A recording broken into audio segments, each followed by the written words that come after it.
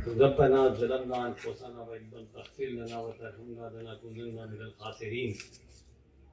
ये दुआ हज़रत आदम अलैहिस्सलाम ने उस वक्त पढ़ी थी जब उनको जन्नत से निकाल दिया गया। तो इसका ये था कि अल्लाह ताला हमने अपने साथ बहुत जुल्म किया और आप हमें माफ़ फरमा दें, और आपने अगर हमें माफ़ ना फरमाया तो यकीनन हम खसारे में होंगे। और इस हम के साथ शुरू करता हूँ कि तेरी रहमतों से हूँ बेखबर। जब से मुझे मिनिस्ट्री हुई है तो शेर मुझे बड़ा दिल चाह रहा है कि मैं पढ़ता रहूँ कि तेरी रहमतों से हूँ बेखबर। ये मेरी नज़र का कसूर है, तेरी राह गुजर में कदम कदम, कहीं अर्श है कहीं तूर है। ये वजह है माली के दो जहां, मेरी बंदगी में कसूर है। ये खता ही मेरी खता सही, तेरा नाम भी तो गफूर है। ये बता कि तुझसे मिलूं कहाँ, मुझे तुझसे मिलना जरूर है। कहीं दिल की शर्त न डालना, अभी दिल गुनाहों से चूर है। और थोड़ी सी जो मैं उमर साहब की बात को पहले आगे बढ़ाता हूँ कि इल्म की अहमियत किस कदर ज्यादा है। ये जो रिसर्च की बात ये कर रहे हैं उमर साहब, यकीन करें इसकी इबादत इतनी बड़ी है कि उस वक्त जानी ने कहा था कि यक जमाना सोबत ब औलिया बेहतर अक्सर साला ताते बेरिया। कि एक शख्स अगर किसी से इल्म हासिल करता है, अल्लाह वाले के पास बैठता है, तो वो 100 साल की इबादत से बेहतर है। वो शख्स जिसने ये पढ़ा तो बड़ा परेशान हुआ और वो हजरत मौलाना अशरफ अली थानवी के पास पहुंचा। उसने कहा हजूर के बाद कुछ समझ नहीं आ रही कि एक शख्स इतनी 1,00,100 साल इबादत करता है और एक शख्स कुछ अरसे के लिए किसी इल्म वाले के पास बैठ जाता है और उसको उससे ज्यादा अजर मिल जाता है। तो उन्होंने कहा कि यक जमाना सोबते व औलिया बेहतर अक्सर साल बेहतर लख साल ताते बेरिया। कि अगर कोई शख्स किसी अल्लाह वाले से किसी इल्म वाले के पास बैठता है तो वो 1,00,000 साल की इबादत से बेहतर है। और ये मैं नहीं कह रहा, मौलाना अशरफ अली थानवी जो दारुल उलूम देवबंद बनाने वाले हैं ये वो कह रहे हैं। उन्होंने कहा हजूर मुझे बात कुछ समझ नहीं आई, आप मिसाल दे के समझाएं कि ये कैसे मुमकिन है। तो उन्होंने कहा इब्लीस से बड़ा इबादत गुजार कोई नहीं था, इब्लीस से ज्यादा इबादत करने वाला कोई नहीं था, लेकिन उसकी एक गलती की वजह से सारी जिंदगी की इबादत खत्म होगी। और उसके मुकाबले में आप वो असहाबे कैफ का वाकया पढ़े कि जहां वो अल्लाह वाले और इल्म वाले लोग जब किसी गार में सो गए और वहां एक कुत्ता ने उसकी हिफाजत की तो कुत्ते का जिक्र कुरान पाक में आ गया। यानी वो जानवर जिसको हम नजीस समझते हैं, सिर्फ ऐसे लोगों के साथ जो इल्म वाले थे उनकी हिफाजत की वजह से उसका नाम कुरान में आ गया। तो मैं ये बता रहा हूँ इल्म की इतनी अहमियत है। और तीसरी बात यह कि मैं अल्लाह का इतना शुक्रगुजार हूँ। और मैं कह रहा था उमर साहब को कि आज मुझे महसूस हुआ कि जब मैं यहाँ इस जगह पर उस कॉलेज में जहाँ के ग्राउंड में मैं बैठा करता था और अल्लाह ताला ने मुझे यहाँ पहुँचाया, तो मैं कहा उमर साहब मुझे आज आपकी फीलिंग का अंदाजा हुआ कि आपको कितनी खुशी होती होगी जिस कॉलेज से आपने पढ़ा, जहाँ से आपने प्रोफेसरशिप की, जहाँ से प्रिंसिपलशिप की, और जब उसी जगह आप वाइस चांसलर बन गए तो यकीनन ये वही समझ सकता है जिसको अल्लाह ताला इस रास्ते से लेके इस इज्जत तक पहुंचाता है। तो मैं आपको इसके लिए बड़ा मुबारकबाद पेश करता हूँ कि सच्ची बात यह है कि जैसे हमारे डॉक्टर हसन बकार चीमा ने कहा, यकीन करें कि हकीकत है कि जब हम कॉलेज में आए थे तो ये बाहर की कोई दीवार नहीं होती थी और ये तो बिल्कुल नहीं होता था। हॉस्टल भी जो है ये बाद में बना है और अक्सर बच्चे जो लड़के थे वो ये रेलवे लाइन के साथ एक हॉस्टल होता था, उसमें जिंदगी गुजारते थे थोड़ी बहुत। और बेचारी हमारी जो मेडिकल स्टूडेंट खवातीन थी वो मेरे घर के पास सेटेलाइट टाउन के अंदर वो छोटे सी जगह पे बड़ी कसम कसी की हालत में, और शुरू में तो ऐसा हुआ कि कुछ स्टूडेंट जो थे लाइब्रेरी में भी सुआ करते थे। लेकिन फिर अल्लाह ने किया कि ये हमारी यूनियन जिसमें नदीम अफराज साहब जनरल सेक्रेटरी थे और ये इसके अलावा उसमें मुझे भी एजाज था, डॉक्टर गुलियाती भी थी और इमरान मजीद भी थे और ये सारे थे। फिर हमने ये सारा कुछ किया और ये बसें और ये सारा हॉल हम बनता चला गया और उसको मुकम्मल और बहुत ज्यादा अच्छा जो है वो उमर साहब ने तकमील तक पहुंचा दिया। और आज ये किसी भी मुझे खुशी होती है जब मैं सुनता हूँ कि भाई रावलपिंडी मेडिकल कॉलेज का इस दफा मेरिट नंबर 2 पे गया। और मेरे लिए एजाज की बात यह कि मेरे 2 बच्चे भी यहाँ से पढ़े और मेरे भांजे भांजी भी पढ़े। बहुत सारे मेरे यहाँ के 14 के करीब लोग हैं आज जो कि रावलपिंडी मेडिकल कॉलेज से, तो ये मेरे लिए एजाज की बात है। और जब मैं कहीं जाता हूँ तो ये मेरे लिए एजाज की उम्र। साहब हम भी बगैर तनख्वाह के काम कर रहे हैं, जैसे ये सारे कर रहे हैं ना, मैं भी मिनिस्ट्री जो है ना, पेट्रोल भी जेब से जा रहा है, मेरा बड़ा खर्चा हो रहा है, मुझे तो उन्होंने घर भी नहीं दिया। तो बहरहाल ये कि मुझे खुशी हुई कि और अब मैं सबसे ज्यादा अप्रिशिएट करना चाहता हूँ डॉक्टर इमरान मजीद को, डॉक्टर नदीम अफराज को, जिनके साथ मैंने कॉलेज लाइफ में यूनियन का काम शुरू किया। और हमने 1977 में जब नदीम अफराज साहब हमारे पहले सीनियर थे, और मैं समझता हूँ उमर साहब सर आपने अब सही लावेलियन सही लोगों के हाथ में दी है, आप इनको हाथ में दें।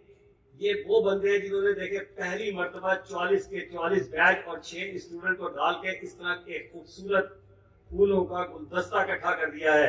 जरूरत इसी चीज की थी कि लोग आए आपके साथ चले। आपकी बात दुरुस्त है कि आप जब नहीं होंगे तो फिर क्या होगा, तो उसके लिए शायद ने खूब कहा था कि बहुत याद आऊंगा हर शख्स को जब मैं नहीं हूंगा, मगर फन है मेरा मौजूद तो मैं कब नहीं हूंगा। सहर फूटेगी आखिर जुगनुओं से मेरे हुर्फों की, ये होगा जब हुआ ऐसा तब मैं नहीं हुआ। उमर साहब सर आप मेरे बड़े भी हैं और मेरा आपसे के अलावा डॉक्टर मिश्रा से ये ताल्लुक है कि डॉक्टर मिश्रा और मैं पड़ोसी भी रहे हैं किसी दौर में, और ये मेरी बहन की क्लास फेलो भी रही है। तो मेरी आपसे रिक्वेस्ट है कि इस लावेलियन को, ये जो हमारा एक फोरम है, इसको स्ट्रॉन्ग करें। कि जब ये बनी थी तो मैं भी उस 400 नंबर कमरे के अंदर मौजूद था और मैं भी इसका एक उस वक्त सेटल मेंबर था, और इसको हमें करना चाहिए। पहले भी आप बहुत काम कर रहे हैं, इसको और मजबूत करें, और जो हमारी जरूरत होगी इंशाअल्लाह ताला हम हर वक्त आपके लिए हाजिर रहेंगे। और मैं तमाम लोगों को ये कहूंगा कि कोई अब मैं थोड़ा सा अपनी मिनिस्ट्री की तरफ आता हूँ, वो बड़ा जरूरी है। इतना मगरमच्छ वहां बैठे हुए हैं, इतना गंद है कि आप सोचते कि मैंने आप लोगों के लिए एक अच्छा काम किया ना। पहला ये जो बेसिक हेल्थ यूनिट और रूरल हेल्थ सेंटर में सीटें थी, ये या तो सिफारिश वाले लोगों को मिला करती थी या ये 8 लाख रुपए में बिका करती थी। मैं खुद बता रहा हूँ स्टेज से खड़े होकर आपको, 8-8 लाख में बिकती थी। और इसका फायदा ये होता था कि जब बच्चे पोस्ट ग्रेजुएशन में जाते थे, चाहे वो CBSP में जाते हो या मास्टर प्रोग्राम में जाते थे, तो जो 20 नंबर होते थे वो ऐड होने से उनको बड़ा फायदा हो रहा था। इसकी वजह से ये हो रहा था कि ये सारे बच्चे जो थे हमारे डॉक्टर, ये जलील हो रहे थे, जो असल मेरिट वाले थे, जो बेचारे सफेद पोस्ट थे, जो गरीब बच्चे थे, या फिर वो इंग्लैंड और अमेरिका जा रहे थे, या उनके पास पैसे नहीं होते थे, या उनके पास सिफारिश नहीं होती थी। तो मैंने पहला काम जाते यही किया है कि एक CIP की तरह एक मेरिट लिस्ट बनवा दी है। आइंदा ये होगा कि कोई डॉक्टर हमारा जो है वो रूरल हेल्थ सेंटर और बेसिक हेल्थ सेंटर के लिए वहां नहीं आएगा।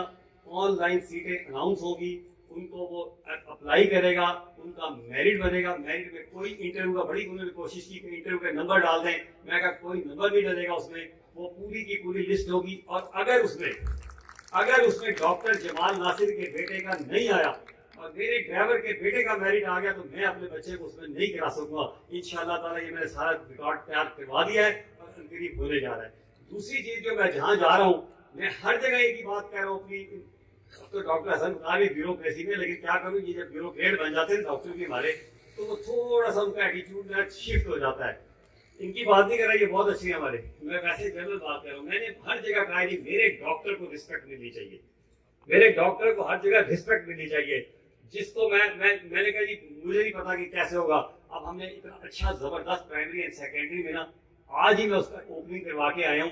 बेहतरीन एक फैसिलिटेशन सेंटर है जहाँ डॉक्टर हमारे जब जाएंगे उनको सेंट्रली एयर कंडीशन के अंदर खूबसूरत पानी, मतलब रूम के अंदर बिठाया जाएगा इज्जत के साथ। उन्हें पानी भी वहां मिलेगा, वहां के वॉशरूम जो है मैंने यकीन करें उस तरह के देखे हैं, बनवाए हैं जिस तरह के दुबई के लेवल पे बनवा दिए। आप जाके देखें तो सही आपने, क्योंकि हम जब डॉक्टर होंगे, अगर हम अपने डॉक्टरों का ख्याल नहीं करेंगे, अपनी कम्युनिटी का ख्याल नहीं करेंगे, तो बाहर से आके कौन करेगा। तीसरी चीज जो मैंने एक और काम की, ये जो अभी आपने देखा होगा डिस्ट्रिक्ट हेडक्वार्टर लेवल पे जो है मैं वो ये भी डॉक्टर उमर से भी यही कह रहा था कि बड़ा अच्छा काम हो गया कि ये पोस्ट ग्रेजुएशन खाली सीपीए सारे जो है DHQ लेवल पे भी शुरू कर दिए हैं। वहाँ जितने भी कंसल्टेंट बैठे होंगे उनको हमने ये कहा है कि वो अपना सुपरवाइजरशिप भरें और हम उनको स्टूडेंट वहीं देंगे, चाहे वो पार्ट 2 के हो चाहे MS के हो, ताकि वो वहीं बैठ के अपनी पोस्ट ग्रेजुएशन डिस्ट्रिक्ट लेवल पे करें और उनको यहाँ खराब ना होना पड़े और इससे सीटें भी हमारी क्रिएट हो जाएंगी। तो ये भी हमारा एक MOU हो गया और ये काम जारी हो चुका है। इसके अलावा बहुत सारे काम ऐसे हैं, मसलन आज अल्लाह ताला ने एक और काम किया जिसके लिए मैं बहुत शुक्रगुजार हूँ कि आपको भी ये होना चाहिए फखर के रावलपिंडी मेडिकल कॉलेज का एक तालिब इल्म जो डॉक्टर है, जो मिनिस्टर है, आज हमने पूरे पंजाब के अंदर 300 अल्ट्रासाउंड मशीनें दी हैं, आज ही हमने 200 एम्बुलेंस दी हैं, आज ही हमने 30 CT स्कैन दिए हैं और इसके अलावा हमने एक नई एम्बुलेंस सर्विस शुरू कर दी है जो कि बेसिक हेल्थ यूनिट के जब भी किसी गांव में किसी को तकलीफ होगी तो वो फोन करेंगे और कहेंगे कि जनाब रात के 12 बजे की डिलीवरी का या मसला है या इस तरह का, सिर्फ डिलीवरी की बात कर रहा हूँ, तो वो गाड़ी उस खातून को घर से लेके आएगी, उसकी डिलीवरी की होगी और अगर विदिन 1 डे होगा तो उसको वापस छोड़ के भी आएगी। ये भी हमने इम्प्लीमेंट कर दिया है और इसके अलावा बहुत कुछ करने जा रहे हैं। अल्लाह ने इतना काम करा लिया, मसलन आप ये देखें, मैं पहले दिन गया, असल बात यह है कि यकीन करें मैं हर जगह अब जहां जा रहा हूं मैं एक ही बात कर रहा हूं कि वसाइल की कमी नहीं है। इतनी बड़ी स्टेटमेंट दे रहा हूं उस मुल्क के अंदर जो लोग कहते हैं कि डिफॉल्ट होने जा रहा है, जो लोग कहते हैं मईशत का बेड़ा गर्क हो रहा है, मैं यकीन कीजिए इस फोरम से कह रहा हूं कि अल्हम्दुलिल्लाह पैसे की कोई कमी नहीं है मेरी primary and secondary health ministry के अंदर। बल्कि मैं तो कहता हूं आए और हमसे बताएं कि क्या मसाइल हैं। और इतना पैसा है, सिर्फ बात ये थी कमिटमेंट की, बात ये थी नियतों की, नियतें खराब थी। मैंने जिस दिन पहले दिन चार्ज वाला मुझे एक फोन आया कि जी हमारा 43 करोड़ का सामान जो कि आज की मालियत के हिसाब से 1 अरब से ज्यादा का था, वो कोर्ट लगभग जेल के स्टोरों में पड़ा हुआ है। मैंने कहा क्या मसला है?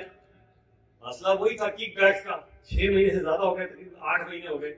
मसला क्या हुआ जी कि एक कमेटी बनी हुई है लेकिन कोई और लोग अपने बंदे डलवाना चाह रहे हैं। डलवाने का क्या मकसद है? डलवाने का सीधा सीधा मकसद यही है कि जो भी आप समझे, मैं मिनिस्टरों के लफ्ज यूज नहीं कर सकता। बहरहाल मैं जब गया तो मैं बड़ा हैरान हुआ कि सामान पड़ा हुआ है, 700 कार्डिक बेड पड़े हुए थे, कार्डिक मॉनिटर पड़े हुए थे, लेबोरेटरी का सामान पड़ा हुआ था। तो मैंने उसी वक्त चीफ मिनिस्टर से बात की, मैंने एडिशनल चीफ सेक्रेटरी से बात की, मैंने होम सेक्रेटरी से बात की और मैंने कहा जी ये क्या बदलाव हो रहा है, ऐसी चीजें पड़ी हैं, लोग ये मतलब लोग जलील हो रहे हैं, जेल बेचारे, और ये जेलों में जानी थी। आप यकीन कीजिए 1 दिन के अंदर मैंने इंस्पेक्शन कमेटी बनवाई, अल्लाह के फजल से उसी दिन आज वो सारा का सारा 1 अरब का तकरीबन सामान जेलों में रवाना हो चुका है। तो बात ये सिर्फ नियत की। बहरहाल अल्लाह ताला आपको खुश रखे, कहना बहुत कुछ चाहता था। मैं बहुत शुक्रगुजार हूँ डॉक्टर उमर का, सॉरी जहांगीर सरवर मेरे छोटे भाई हैं, वो बहुत ही प्यारे आदमी हैं और ये कितनी खुश नसीबी है कि आपको इतनी अच्छी टीम मिली हुई है। और मैं बस इस करके कहता हूँ कि कभी भी शेर तो आते हैं ना, लेकिन मेरे से अच्छे ज्यादा शेर जो है डॉक्टर बुशरा कहती थी, बल्कि क्यों छोड़ दिया उन्होंने, तो वो शायद उमर साहब मिल गए, शेर की जरूरत नहीं है, हमारा तो मसला यही है।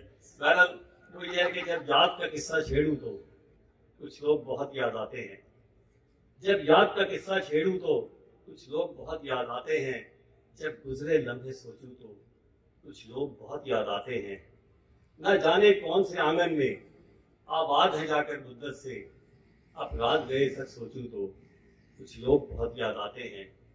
कुछ बातें भी फूलों जैसी, कुछ लहजे खुशबू जैसे थे, कुछ बातें भी फूलों जैसी, कुछ लहजे खुशबू जैसे थे। अब शहर चमन में ठहरूं तो कुछ लोग बहुत याद आते हैं। और कितना खूबसूरत शेर है कि वो पल भर की नाराजगियां, वो पल भर की नाराजगियां और मान भी जाना पल भर में, अब खुद से जब मैं रूठूं तो कुछ लोग बहुत याद आते हैं। और शुक्रिया, और आपकी जो तमाम बातें हैं इंशाल्लाह उस पर भी कुछ ना कुछ किया जाएगा। Thank you very much.